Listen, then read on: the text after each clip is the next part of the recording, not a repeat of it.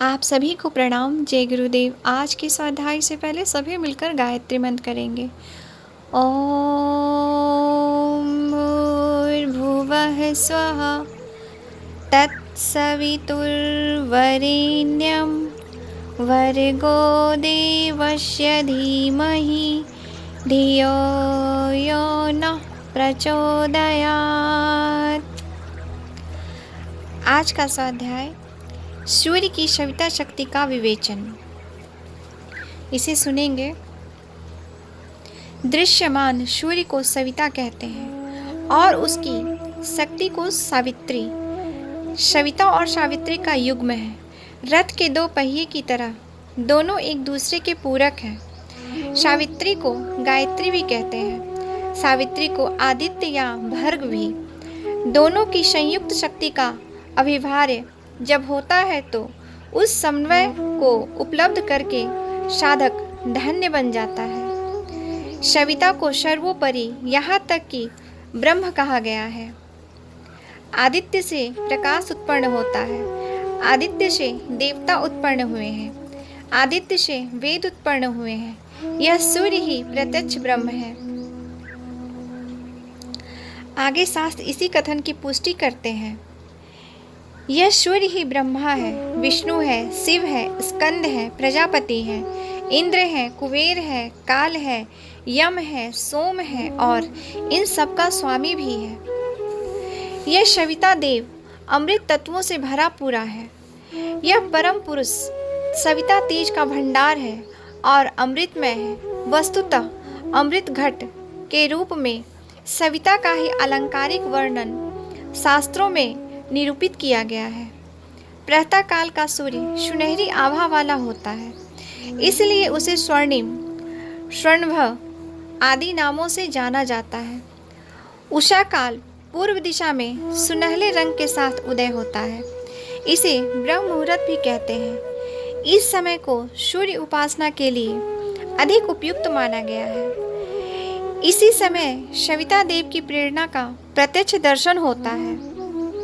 तालाबों में कमल खिलते हैं, उद्यान में पुष्पों की खिलाखिली दृष्टिगोचर होती है। चिड़ियाँ घोंसलों से निकलकर चहचहाती है, कूदती है, फुदकती है, ये सब दृष्टिगोचर होती है।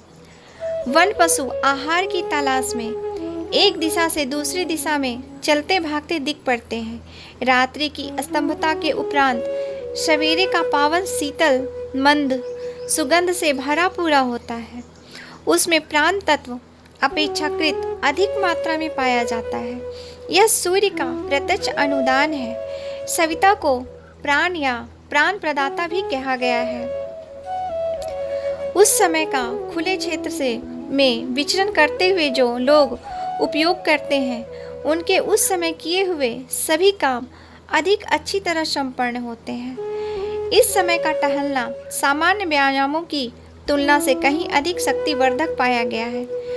व्यायामशालाओं में स्वास्थ्य संभालने वाले पहलवानी के शौकीन इसी समय जा पहुंचते हैं। विद्यार्थी इसी समय जितनी अच्छी तरह अपना पाठ याद कर लेते हैं, वैसे सुयोग उन्हें दिन में के किसी अन्य समय में नहीं मिलता। लेखनी की साधना भी यही सर्वोत्तम समय है। उपासना साधना के लिए तो यह समय सर्वोपरि है, कारण कि वातावरण में नवोदित सूर्य द्वारा प्रेरित प्राण तत्व की मात्रा का परिमाण अपेक्षाकृत अधिक मात्रा में उपलब्ध होता है। सूर्य के सप्त अवयव वस्तुतः 7 प्रकार की 7 रंगों वाली किरणों के समुच्चय के प्रतीक हैं। 7 द्वीप, 7 सागर, 7 पर्वत, 7 सरिता इसके धरातल पर होने का उल्लेख है। यह भूगोल पुरातन काल का है। कालांतर में वे प्रकृतिगत दबावों के कारण घटते बढ़ते रहते हैं, फिर भी उन्हें सप्तसदा ही कहा गया है। सौरमंडल में 7 ग्रह ही प्रधान हैं। उन्हीं के आधार पर सप्ताह के 7 दिनों का नामकरण किया गया है। सप्त ऋषि प्रख्यात हैं। यो ऋषि मुनियों की संख्या समय अनुसार घटती बढ़ती रहती है, पर जिन्हें ऋषित्व का प्रतिनिधित्व करने वाला माना गया है, उनकी संख्या 7 ही है। वे आकाश में अवस्थित हैं। रात्रि को तारागणों के मध्य चमकते हैं। लोक सात हैं। इन्हें आध्यात्मिक आयाम भी कह सकते हैं और ब्रह्मांड का सप्तधा वर्गीकरण भी है। इन्हें 7 लोकों के नाम से निरूपित किया गया है। पहला भू, दूसरा भुवः, तीसरा स्वः, चौथा मह, पांचवा जन, छठा तप, सातवां सत्यम। इन्हें एक से एक ऊंची मन स्थिति एवं परिस्थिति समझना चाहिए। सूर्य को महाकाल भी कहा गया है। काल गणना उसी के आधार पर होती है। दिनमान प्रथम इकाई है। 7 दिनों का सप्ताह होता है। इसके उपरांत पक्ष, मास, ऋतु, वर्ष, युग, कल्प आदि का सिलसिला चलता है। ज्योतिष शास्त्र का अभिभार इसी आधार पर हुआ है। सूर्य को प्रधानता देते हुए उसके परिवार के अन्य ग्रह उपग्रहों की भी गति गणना की गई है। साथ ही यह भी देखा गया है कि आकाशतत्व किसी राशि पर किस ग्रह की क्या स्थिति होने का प्राणियों, पदार्थों पर उस स्थिति का क्या प्रभाव पड़ता है, वातावरण में क्या हेरफेर होता है। आदिम काल से लेकर आधुनिक वैज्ञानिक प्रगति काल तक मनुष्य समय समय पर अपने अपने ढंग से सूर्य का आश्रय लेता रहा है और वह श्रृंखला अभी भी अपने क्रम में चली आ रही है। आरंभिक काल में उसे देवता माना गया था। प्रातः काल और साय काल के उदय अस्त काल में उसकी अभ्यर्थना होती थी। पूजा सामग्री का चयन न होने के कारण जल को ही उपचार माध्यम निर्धारित किया गया था। नाम, जप, रूप, ध्यान के अतिरिक्त श्रद्धा व्यक्ति के लिए सूर्य को ही जलांजलि दी जाती थी। पीछे प्रतीक प्रतिमाओं का निर्माण आरंभ हुआ। पिछले अध्ययन में हम सभी ने सुना, आदिम काल से लेकर आधुनिक वैज्ञानिक प्रगति काल तक मनुष्य समय समय पर अपने अपने ढंग से सूर्य का आश्रय लेता रहा है और वह श्रृंखला अभी भी अपने क्रम में चली आ रही है। आरंभिक काल में उसे देवता माना गया था। प्रातः काल और साय काल के उदय अस्त काल में उसकी अभ्यर्थना होती थी। पूजा सामग्री का चयन न होने के कारण जल को ही उपचार माध्यम निर्धारित किया गया था। नाम, जप, रूप, ध्यान के अतिरिक्त श्रद्धा भक्ति के लिए सूर्य को ही जलांजलि दी जाती थी। पीछे प्रतीक प्रतिमाओं का निर्माण आरंभ हुआ। सभ्यता के उदय काल से लेकर उसके विकास काल तक सूर्य की प्रतिमाएं विनिर्मित होती रही। पुरातत्व खोजियों ने संसार के उन सभी क्षेत्रों का बारीकी से पर्यवेक्षण किया जहां वन्य सभ्यता से आगे बढ़कर शहरीकरण शुरू हो गया था और जहां प्रतिमाएं बनने लगी थी। अति प्राचीन काल की समझी जाने वाली प्रतिमाओं में से अधिकांश सूर्याकृति की ही है। मिट्टी की बनी प्रतिमाएं और गुफाओं के भित्ति चित्रों में सूर्य आकृति का ही प्रधानता चित्रण है। इसके बाद पाषाण प्रतिमाओं और धातु प्रतिमाओं का समय आया। उन दिनों की स्थिति के अनुसार निर्माण के पदार्थों में तो अंतर होता गया, पर प्रतिमाएं सूर्य की ही रही। अति पुरातन काल में प्रत्यक्ष गोलक की तरह प्रतिमाएं भी गोलाकार ही बनती थी। उन्हें मुख माना जाता था और उन मुख पर नेत्र, नाक, कान आदि का अंकन किया जाता था। चारों ओर किरणें बिखेरने का भी उपक्रम किया जाता था। इसके बाद जब देवता मनुष्याकृति में बनने लगे, उनके साथ वाहन आयुध जुड़ने लगे, तब वाहन रूप से सप्त अश्व निरूपित किए गए। किन्हीं किन्हीं प्रतिमाओं में अरुण सारथी भी बैठाया गया है। उस काल में देवताओं की अधिक भुजाएं अधिक शक्तियों के प्रतीक रूप में मानी जाती थी। 2 भुजाओं वाली मूर्तियां कम ही मिली हैं। अधिकांश में 4 भुजाएं हैं। आयुधों में अंतर है। लगता है जिस क्षेत्र में जिन आयुधों की वरिष्ठता और बहुलता थी, वहां उन्हीं आयुधों का अंकन किया जाता रहा है। सूर्य को ज्योतिर्लिंग कहा गया है। ज्योतिर्लिंगों के नाम पर अनेक तीर्थ और देवालय रहे हैं। इन दिनों उन सभी में शिवलिंग स्थापित है। धार्मिक भावना के उदय काल में शिव और सूर्य को एक ही माना जाता था। शिव को इतिहासकार अन्यार्य देवता मानते थे। उनकी वेशभूषा, परिधान, आच्छादन, वाहन, आयुध सभी आदिवासियों जैसे हैं। प्रतिमा निर्माण की कला उस वर्ग में अभ्यास में नहीं आई थी, इसलिए नदियों में बहने वाले गोल पत्थर ही शिव के प्रतीक माने गए। अविकसित लोगों ने इस परंपरा को आत्मसात कर लिया और शिवलिंग को सूर्य गोलक की कल्पना दे दी। समन्वय की आवश्यकता समझी गई और शिव सूर्य के बीच का जो अंतर था वह हट गया। मिस्र की विशालकाय सूर्य प्रतिमा सबसे पुरातन है। फराओ बादशाह रेसेमस द्वितीय ने पहाड़ी को कटवाकर उसे सूर्य रूप दिया था। यह प्रतिमा 225 फीट ऊंची है। इसे ईस्वी सन से 4000 वर्ष पूर्व की माना जाता है। इसी प्रकार उन दिनों की विकसित सभ्यताओं के चिन्ह जहाँ भी मिले हैं वहाँ सूर्य के प्रतीक अनिवार्य रूप से उपलब्ध हुए हैं। यूँ धीरे धीरे अन्य देवी देवताओं का भी प्रचलन विभिन्न क्षेत्रों में भी विभिन्न रूपों में होने लगा था, किंतु सूर्य का स्तर और सम्मान गिरा नहीं। उनके प्रतीक हर जगह विद्यमान मिले हैं। विश्व के पुरातत्व विज्ञानी अपने अपने क्षेत्रों की खोजों के निकले निष्कर्षों के आधार पर इस परिणाम पर पहुँचे हैं कि प्रतिमाओं की स्थापना और पूजा का प्रचलन जब से आरंभ हुआ है तब से उसमें प्राथमिकता सूर्य प्रतीकों की ही रही है। कहीं उनमें स्मारक रूप में सम्मान दिया गया, कहीं उन्हें देवालय के रूप में विनिर्मित किया गया। पूजा अर्चना का सिलसिला चलता रहा और आज तक चलता आया है। जिन गुफाओं में मनुष्य परिवारों के निवास करने का पता चला है वहाँ सूर्य चित्र एवं विधिविध प्रतीकों का स्थापना, चित्रण या उत्खनन के रूप में होता रहा है। अग्रगति ने देवताओं में बहुलता का समावेश और उनके संप्रदाय भी चल पड़े।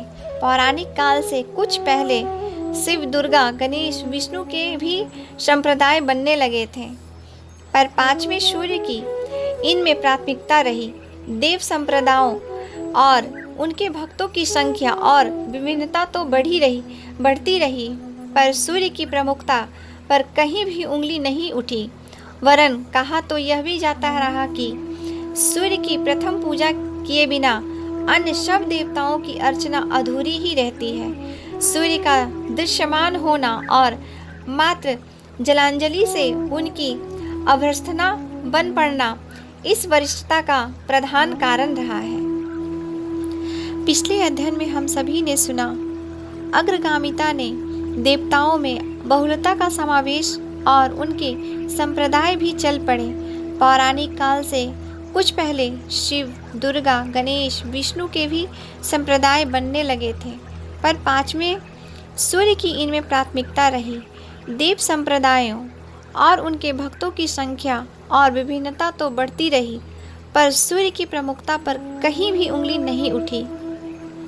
वरन कहा तो यह भी जाता रहा कि सूर्य की प्रथम पूजा किए बिना अन्य सब देवताओं की अर्चना अधूरी ही रहती है। सूर्य का दृश्यमान होना और मात्र जलांजलि से उनका अभ्यर्थना बन पड़ना इस वरिष्ठता का प्रधान कारण रहा।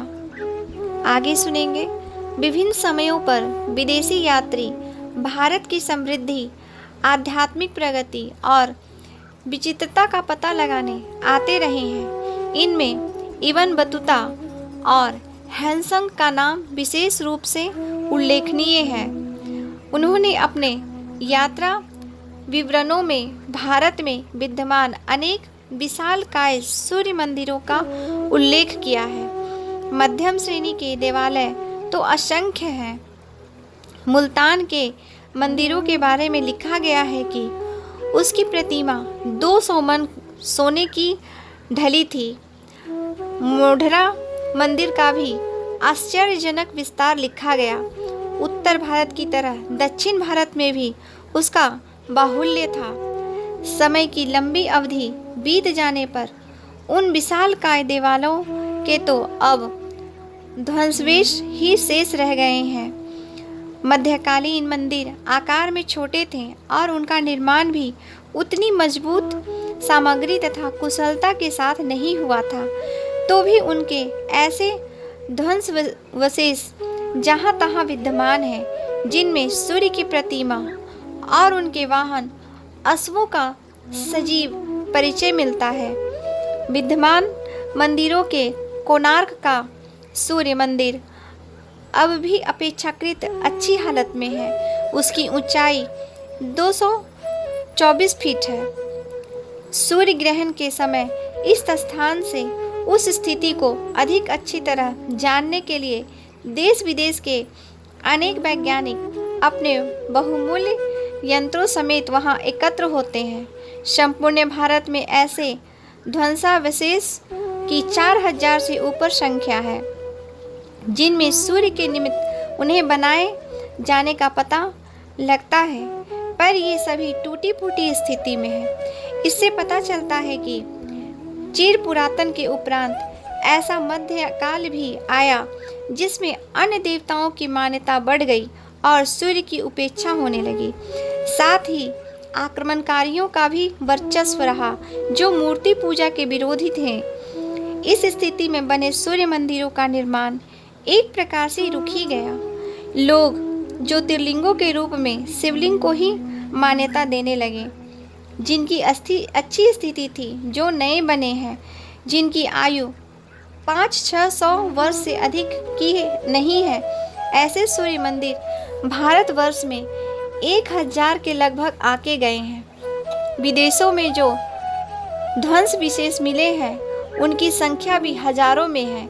इन सब प्रमाणों द्वारा ऐतिहासिक दृष्टि से भी यही विदित होता है कि भारतीय संस्कृति में सूर्य की मान्यता को अतीत व ऊंचा स्थान चिर पुरातन काल से दिया जाता रहा है। प्राचीन धर्म ग्रंथों में से एक भी ऐसा नहीं जिनमें सूर्य का विवेचन, महात्म्य एवं पूजा विधान का वर्णन न हो। पुराणों और उपपुराणों में भी सभी में किसी न किसी रूप में सूर्य संबंधी उपाख्यान विद्यमान है।